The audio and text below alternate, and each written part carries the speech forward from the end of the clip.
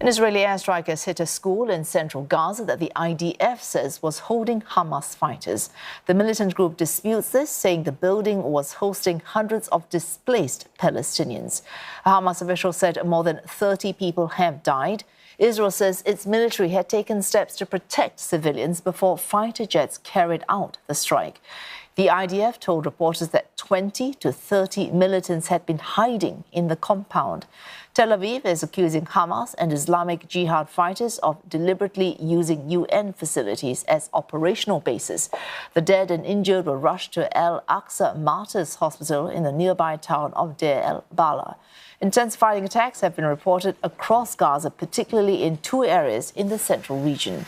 Israel's defense minister says the offensive will not stop for any ceasefire negotiations, but Hamas is still demanding a complete end to the conflict. The U.S. has released a joint statement with 16 other nations expressing full support for President Joe Biden's ceasefire proposal. The countries also called on both Israel and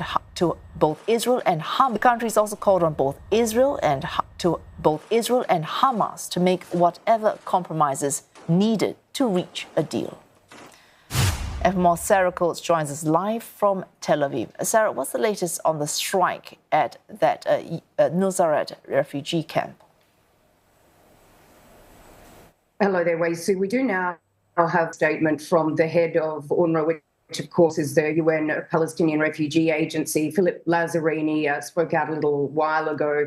This is a statement we have from him. He says that some 6,000 people were sheltering in that school when it was hit. He says that claims that armed groups may have been inside the shelter are shocking, adding that we are unable to verify these claims. Now, you did mention there in that intro that Israel does continue to claim that these Hamas and also Palestinian Islamic Jihad fighters have been using these UN-run schools and other facilities in the Gaza Strip. The IDF says that it did take extensive precautions to reduce harm to civilians, calling this a precise strike. But really, what this is doing is just ratcheting up more pressure from the international community for an immediate ceasefire to come into effect in the Gaza Strip. You mentioned that statement from 16 countries, of course, including the United States, saying that there is no time to lose, calling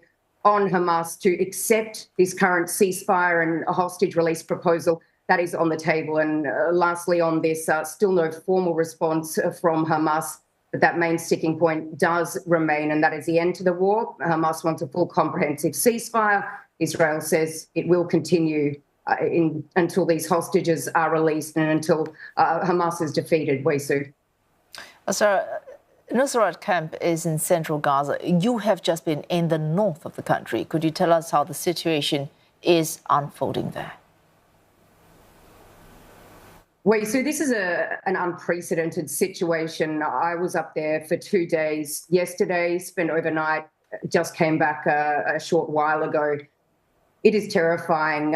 This is an area where some 60,000 people have been evacuated, these border communities on that border there with Lebanon. The Israeli Prime Minister Benjamin Netanyahu, he paid a visit to one of these northern towns where I was yesterday, Kiryat Shimona. It's about 2 kilometres from the Lebanon border, largely evacuated. People have remained, though. Now, we did hear from Netanyahu. He said we are ready for an extremely powerful response to these Hezbollah attacks.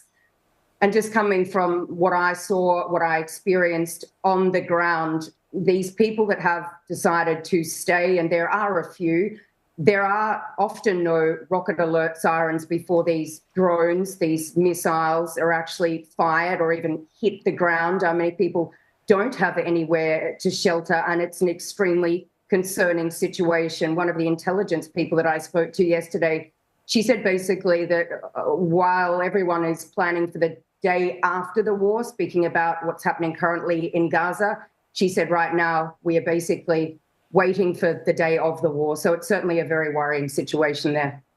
Well, thanks. Sarah Coates live for us in Tel Aviv.